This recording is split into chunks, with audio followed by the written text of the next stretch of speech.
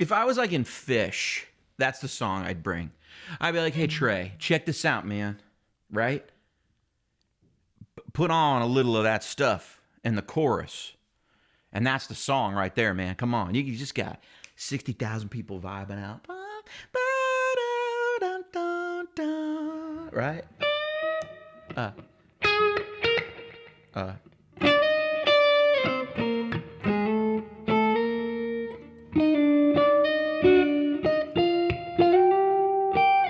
See, I already forgot the melody of the thing I was just playing. Was that even what I played?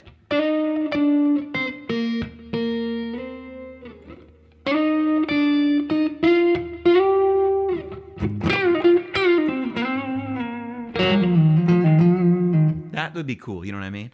Just got a vibe to it, you know?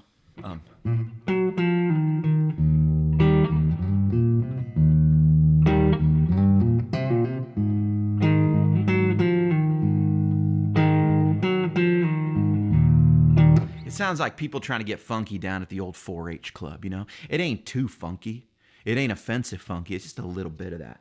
Little bit of that stuff. My name's HW. Hello. Welcome. Beautiful, beautiful. It's a beautiful morning up in Nashville. It's actually a little towards the afternoon. I was watching my daughter this morning. And so now here I'm down here right now. This is the only PRS guitar that ever spoke to me. Do you guys like PRS guitars? Are you like a PRS fan? You know, I got some buddies that were really into PRS guitars, and I get it. But there's really only like been 2 PRSs that have really spoken to me. And it's funny because right now, you know what I really want to get? I really want to get like a PRS CE, the bolt-on neck guitars. I think those are cool. I played one and I thought it was cool, and I was like, if I could find a really good one of these, I think it would be cool to be like, yeah, here's that other PRS food group. Now I had a great, I didn't own this guitar I'm about to talk about. It was a Custom 24 from the 90s, like late 90s Custom 24. I'm talking like maybe this guitar was a 96, 97, I don't know. But they made some great stuff. And had a great finish on it. It was a 10 top, had a great finish. We called PRS and asked what, we still called people back then. We called PRS and was like, hey, do you know, if we give you the serial number, can you tell us about this guitar? And they did. We had to like call back, but they did tell us. And what it was they said it's whale blue. This guitar, y'all, was not whale blue. I don't know what was going on with the records or what, or if it had like faded big time. There was hardly any blue. It was like a dark gray, like a charcoal gray with a hint of blue, but there was as much yellow in some of the tiger striping. And it just looked so 3D. And I swear it looked like when you were looking, it looked like in the finish there was a piece of velvet like that was going like this across the top of the wood. Beautiful guitar, man. I wish I could buy that guitar. It's at my old church in San Francisco, and my buddy there, Fernie Rod, is kind of like the custodian of it. You know, he's kind of the what's it called in a museum where you like are charged with keeping something. You know, the purveyor. No, that's like a seller. He's not selling it. He's the custodian of it, but he doesn't like mop it. You know, like a custodian would mop the floor. You know what I mean? He's the art. I don't know what it's called. I don't know. You know the people who like maintain the art at a place? I can't think of that word. Anyway, that guitar was great. And I always kind of like knew about the PRS thing. And Fernie played that guitar all the time. But then later he started getting into these Satch guitars. These like Joe Satriani, the JS like 1200 and stuff. And I think he even had a Chrome Boy at one time. I want to say he had a Chrome Boy and he played it. And the church was like, you can't play that guitar anymore. And he was like, why? And he was like, because we got complaints from people that you were like blinding them with the stage lights. So the stage lights were shooting down, and it was hitting people in the face. I always thought that was so funny because chrome stuff on a stage looks really good, but you can't put mirrors on stages. You're just reflecting those bright stage lights right in people's faces, and they don't want that. Oh, those were good times, man. Those were good times. Church had a couple of guitars there. And so Fernie Rock got into these JS 1200s. He started getting really into Satriani and stuff, and it was cool because there was a shop over there called Gary Brower String Instrument Repair, and Gary Brower's shop in San Francisco was in the back of another shop called Real Guitars, and it was right on like Van Ness and Mission. You know, you could never park down there, and but I'd go down there, find parking. I'd wander through Real Guitars. I bought some great stuff at Real Guitars. I bought my white Telly there, and then Gary Brower's was in the back. And this was in an era where, I think there were 2 Plek machines in the United States. There was one like in Germany. There was one in New York and one in San Francisco that Gary Brower had. And then quickly, people started bringing them in. And now it's like Musician's Friend or Sweetwater will Plek a guitar for you if you just click the little box and pay for it. But Plek guitars, Plek machines were not easy to find back then. And so Gary Brower used to do Neil Schoen's guitar, man, and he would do Kirk Hammett stuff. The Metallica guys are up there. And Carlos Santana would bring stuff in. Satch, obviously, would bring stuff in. And, guys like my buddy Doug Doppler and stuff, we all knew, like, Gary was the guy, Gary could do all of it. He was the guitar whisperer, and so good times. But I go see my buddy Fernie Rod in there. He was in a band called Jet Boy. With they had some success in the 80s and into the 90s, they did, and then they did some reunion stuff. They kind of got the band back together and did some more stuff. They did another record, some Japan stuff. I think that was really good for them. I saw them a couple times live. They were great. They had this great song called 57 Heavy Chevy, and I think it went something like, or Feel the Shake,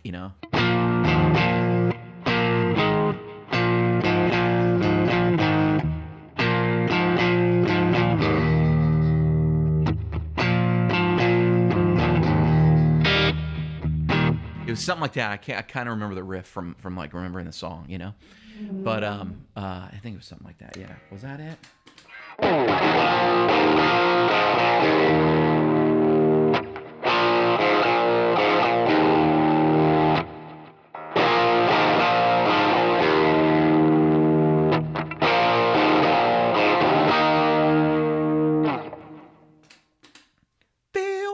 It was like feel the shake. Feel the earth shake. It's like that kind of thing. It was cool, man. It was cool. And Fernie, man, he was playing some Les Pauls or something. He had so many guitars over the years. And then Billy Rowe, who does the Rock and Roll Relics guitars now. Billy Rowe used to play like Gretches. He used to play Gretsch hollow bodies.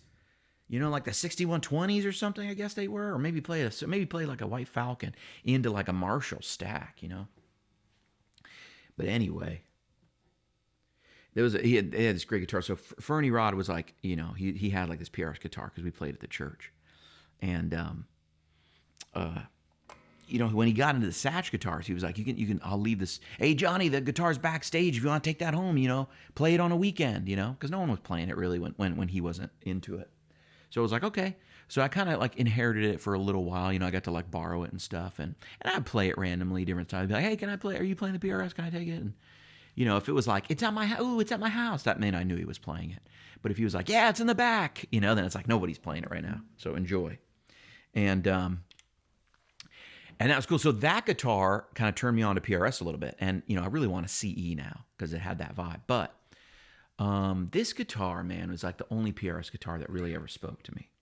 And it's got these great 5708 pickups,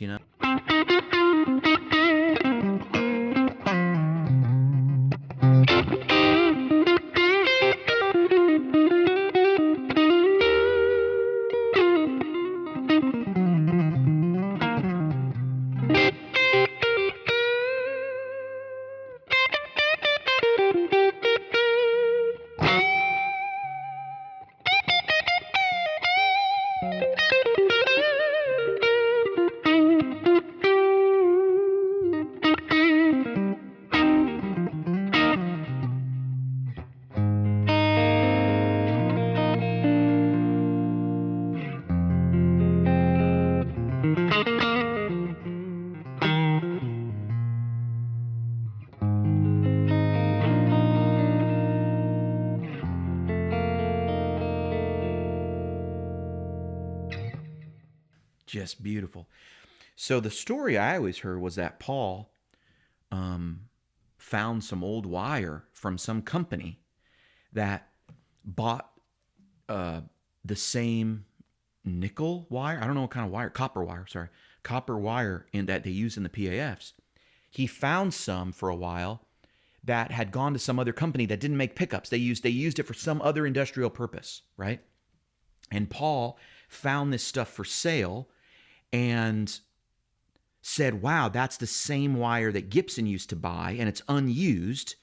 It's been sitting in this warehouse. I got to get it. So he bought it, and then he used it on these 5708 pickups. They were released in '08. This guitar is from '09. Serial number says '09, but they were invented, I guess, in '08, and they were meant to really closely model the 57s. Now, that's what I thought the story was. He found some old stuff. I've heard other people say, no, he had the machines, but he bought the old winder machines, but not the coil. But I thought with this, it was he had enough coil to make these. And these are actually from before they even etched them. Now, some people are going to say, HW, no, they etched and then they stopped etching. No. The first model that had this didn't have any etching in the corner. I know because this is it, and I've owned several of them. And I had bought these when they were new at Guitar Center. They were brand new guitars that just came out. And I was like, what is this 5708 thing? And then they did, I think, the 5909. And maybe the 5310. I can't remember. But this guitar was the first guitar, I think, before the 245 and before what do they call them now? The McCarty 594. Before the 245 model and the 594 and all that, this was the first kind of Gibson-y thing they did, right, as the lawsuit, I guess, was ending. And they put this Santana headstock on it.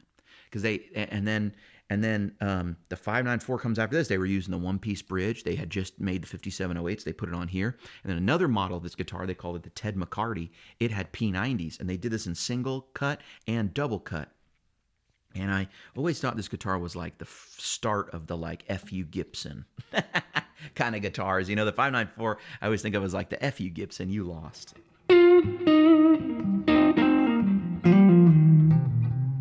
It's funny, if Gibson had never sued PRS, there wouldn't be a 594. They were making the single cut, and the single cut wasn't even the same scale length. And it wasn't until that was over that I started seeing the 594 guitar. I did see private stock PRS guitars with the 24.5-inch scale length, or the 24.6 or whatever. But I never saw them. But they didn't make their way to production models until Gibson sued them and lost. And then PRS was like, well, it's on. It's on.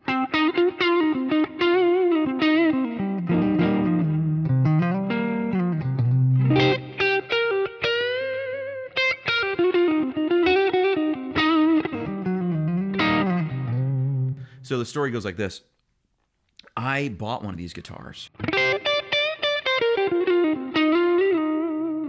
bought one of these guitars. I always just loved the pickups, and it always spoke to me. And I've never been a Les Paul guy. Says the guy with a couple Les Pauls all around.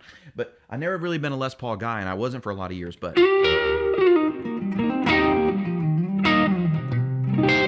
this thing kind of made me think, man, maybe Les Pauls are a thing I should get into. Maybe Les Pauls are awesome. But this wasn't a Les Paul, but it felt enough like a Les Paul. And it was supposed to be the vintage sound.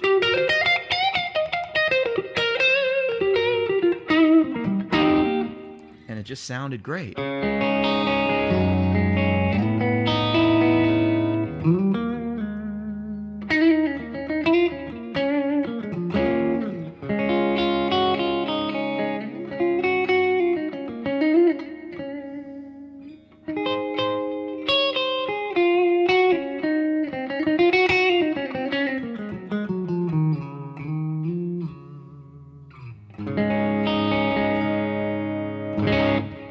I always thought it was beautiful. It had like a nice little growl, and just always sounded great. So I started going to this guitar center up in Emeryville, and I had a guitar just like this, but it had a dark, like almost like tobacco sunburst, and it was really cool. But you know, the guitar was a little heavy. But I was like, hey, Les Pauls are heavy. But then one day I walked in there, and I went in there because I knew they had a Lone Star Special amp, and I wasn't profiling amps and stuff yet.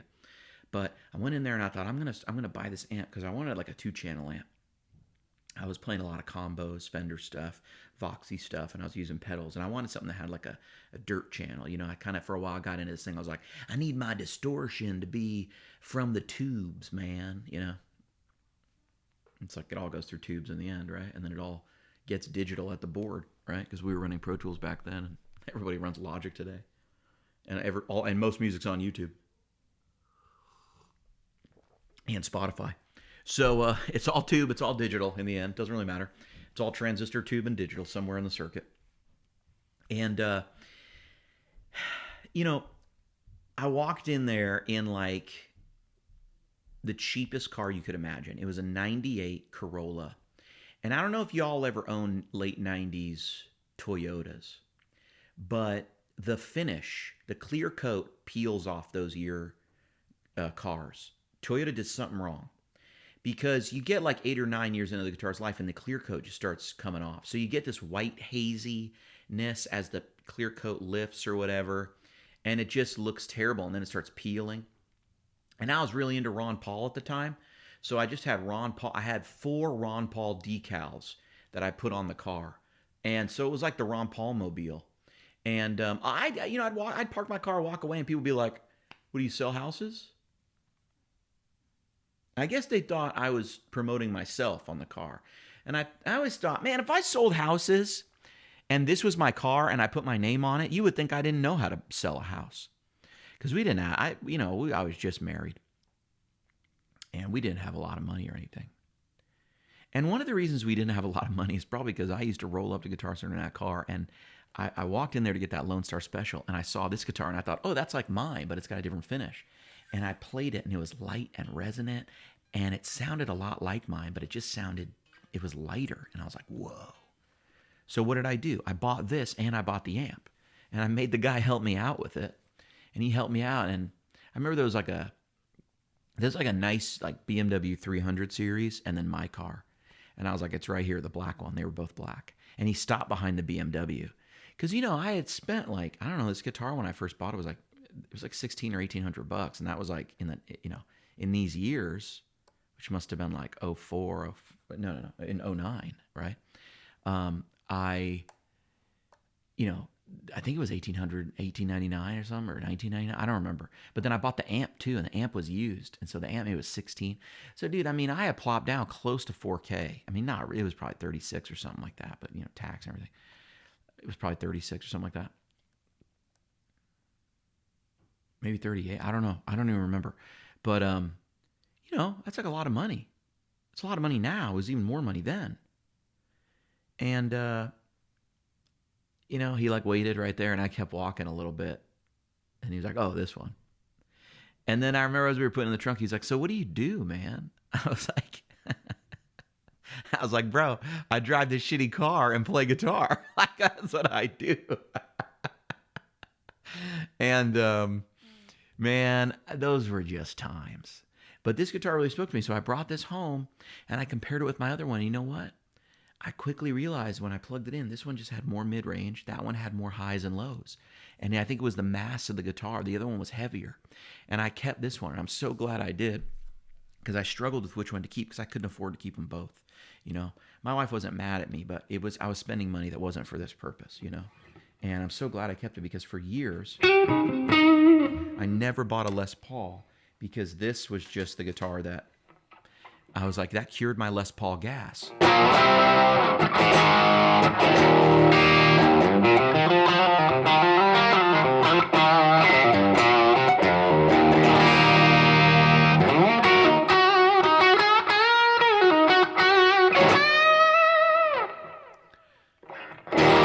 Just like a Les Paul comes out of tune a little bit, you know?